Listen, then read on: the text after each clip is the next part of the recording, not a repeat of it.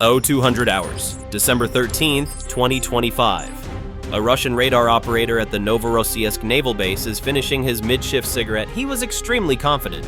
600 miles away, skimming the wave tops at just 120 feet, a 440-pound shadow is rushing toward him at 100 miles per hour. This is the AN-196 Liutyi. It isn't just a drone, it is a flying bomb with a return address, and tonight, the delivery is for the very heart of Putin's war machine.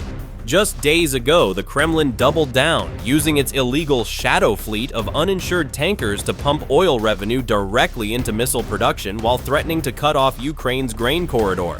Kiev's response? On December 10th, Sea Baby naval drones crippled the tanker Deshan. But tonight, Ukraine is aiming higher. They aren't just hunting the ships, they are hunting the gas station and the gun store. The target is the secret logistics hub near Novorossiysk. This isn't just a warehouse, it is the central nervous system of the Black Sea Fleet, holding thousands of Kalibr cruise missiles and the fuel terminals that keep the Shadow Fleet running. Moscow believes their arsenal is safe behind a multi-billion-dollar air defense shield. They think Novorossiysk is too far, too heavily guarded, and too important to fall. Oh no. Tonight, the Russian Navy is going to learn the hardest lesson of modern warfare. When your enemy fights with code, cardboard, and pure audacity, there is nowhere left to hide. At 2:15 a.m., the Liutyi is surfing the Black Sea swells at a terrifyingly low altitude of 120 feet. Flying this low over open water is a suicidal game of chicken with gravity. One rogue wave or a split-second downdraft and the mission ends with a splash. But they have no choice. They are strictly adhering to the radar horizon limit, keeping the curvature of the Earth between themselves and the Russian sensors for as long as possible. But flying low isn't enough when you're knocking on the door of the most heavily defended port in Russia. So Ukraine decided to play a high-stakes electronic shell game. The main drone isn't flying alone. It is surrounded by 4 cheap disposable decoys flying in a jagged, off-phase formation.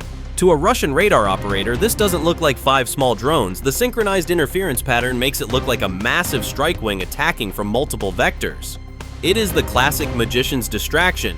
The decoys are the loud drunk at the bar screaming, "Look at me!" effectively forcing the Russian defenses to look left, while the lethal Liutyi slips underneath their guard on the right. As they approach the engagement zone, the invisible wall of Russian electronic warfare hits them. The FPV screen flickers with static as the jamming systems try to sever the connection. The operator doesn't panic, he simply toggles a switch. GPS is fried, switching to inertial guidance and onboard AI. The drone stops listening to the confused satellites and starts navigating by pure physics and memory, using star charts and coastal maps downloaded via Starlink before the mission launched. It's like switching your phone to airplane mode and navigating by a downloaded map. The Russians can jam the live signal, but they can't jam a memory. At 02:22 a.m., the sleeping giant wakes up. The massive 92N6E gravestone radar of the S-400 battery suddenly floods the electromagnetic spectrum with enough energy to cook a microwave dinner at 10 miles. The trap is sprung. A Panzer S-1 unit, the pit bull guarding the harbor, gets a solid lock on the lead signal. It doesn't know it's locking onto a $500 piece of plywood and wiring. Missiles away! 2 57E6 interceptors tear off the rails, accelerating to Mach 3 in a heartbeat. Seconds later, boom! The lead decoy dissolves into a cloud of splinters and burning plastic high above the water. Inside the Russian command vehicle, the air defense officer leans back, smirking at his console. "Target destroyed," he radios, his voice dripping with bored arrogance. "Another piece of Ukrainian junk swatted like a duck. Too easy." He thinks the engagement is over. He thinks he can go back to his coffee. He has no idea. While he is mentally celebrating killing a decoy, the real Liutyi is surfing the radar dead zone just 60 feet above the black water, effectively hidden by the curvature of the Earth itself. It is the ultimate irony of modern warfare. The S-400 can track 300 targets simultaneously and shoot down hypersonic missiles in the stratosphere. But tonight, it is effectively blind to a slow-moving lawnmower engine simply because it is flying too low. The Russians installed a billion-dollar laser security system to guard the front door, but they forgot they left the doggy door unlocked for the burglar to crawl through. At 02:30 a.m., the Liutyi enters the deep kill zone, and the FPV feed resolves into a terrifyingly clear picture of the prize. Through the digital noise, the operator can distinguish the massive cylindrical silhouettes of the Shadow Fleet fuel terminals and, more ominously, the neat rows of specialized shipping containers that intelligence confirmed are packed with Kalibr cruise missiles. "Range is 200 miles in closing," the operator whispers, his voice steady despite the adrenaline dump. "Inertial systems green. Machine vision has a positive geometric lock." The Russian Krasuka 4 electronic warfare station is blasting the area with wideband jamming, trying to sever the link, but it is like trying to shout down a deaf man. The drone has gone completely dark, navigating solely by matching the coastline's shape against its internal hard drive. No radio signals go in, no radio signals go out. On the other side of the bay, the Russian air defense crew is cheering. The Pantsir S-1 has just obliterated the second decoy drone with a violent spray of 30mm cannon fire. "Clean kill!" the officer shouts, watching the fireball fade, but his radar screen remains hauntingly empty where it matters. It is the perfect asymmetry of this war. Russia is proudly guarding the front door with a $1 billion steroid-pumped bouncer, flexing its muscles for the cameras, while Ukraine is quietly picking the lock on the back door with a drone that costs less than a used pickup truck. Taking advantage of the chaos, the Liutyi executes a maneuver that wasn't in the original flight manual. The onboard AI detects a strong tailwind current off the Black Sea and automatically adjusts the flight surfaces, entering a parabolic gliding mode. It cuts fuel consumption by 20%, riding the air currents like an albatross. Even better, the smoke and thermal bloom from the destroyed decoy act as a temporary curtain. To the Russian thermal sensors, the sky is a mess of hot debris. They don't see the cold, calculated killer slipping right through the center of the explosion's wake. At 02:42 a.m., the invisible war turns violent. The Russian electronic warfare commander at the base decides to stop playing games and flips the switch on the Krasuka 4 jamming station to maximum power. This system is designed to blind AWACS planes and satellites.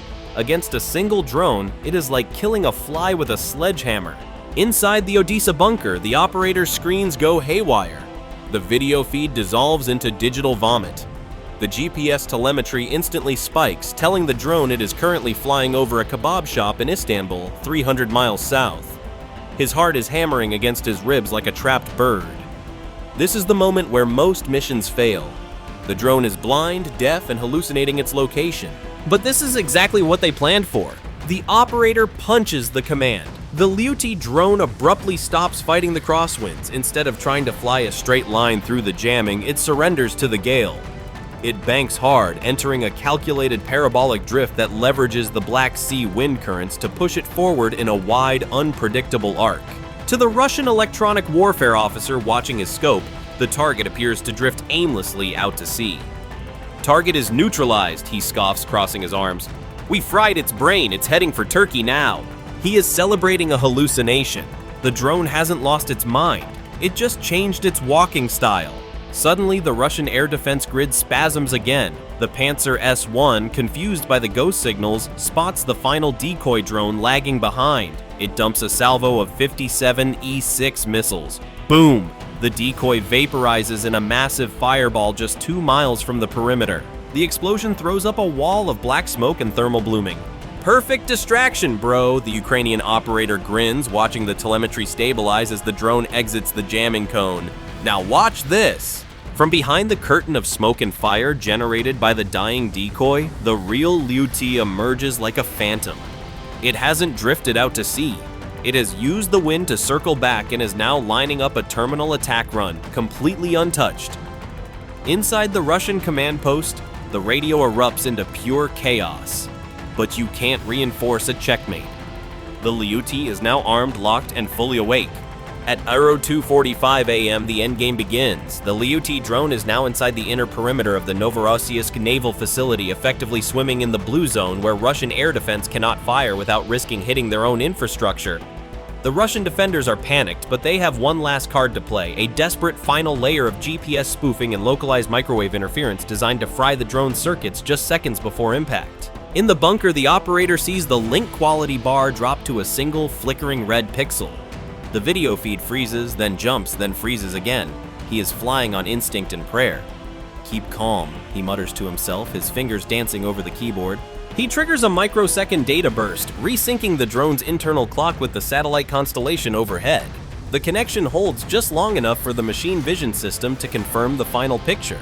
Through the grainy, glitching camera feed, the target resolves into focus, and it is a sight that justifies every drop of sweat. The massive white fuel tanks of the Shadow Fleet terminal loom like giants, but more importantly, next to them sits the prize, a row of specialized gray shipping containers marked with the unmistakable hazard codes of the Russian Navy. Intelligence was right. It's the Kalibr storage depot. These aren't just boxes, they are millions of dollars of death waiting to be loaded onto submarines. "Go time, baby," the operator whispers, his voice thick with adrenaline. He pushes the throttle to max. The drone pitches down, abandoning stealth for pure kinetic energy. On the ground, the scene is chaotic. Russian guards are sprinting away from the depot, abandoning their posts. A radar officer in the command vehicle stares at his scope, watching the single relentless dot merge with the center of the base. He grabs the microphone, but there is nothing left to say. "Too low," he breathes, his voice hollow. "Too late." The AN-196 Liutyi, carrying 165 pounds of high-explosive hatred, dives into the heart of the Russian war machine. The countdown hits 0. At 02:46 a.m., the Liutyi drone executes its final command. It doesn't just hit the target, it assassinates it. The aircraft slams directly into the roof of the central munition storage container at 180 miles per hour. Its kinetic energy alone punching through the corrugated steel like a bullet through paper.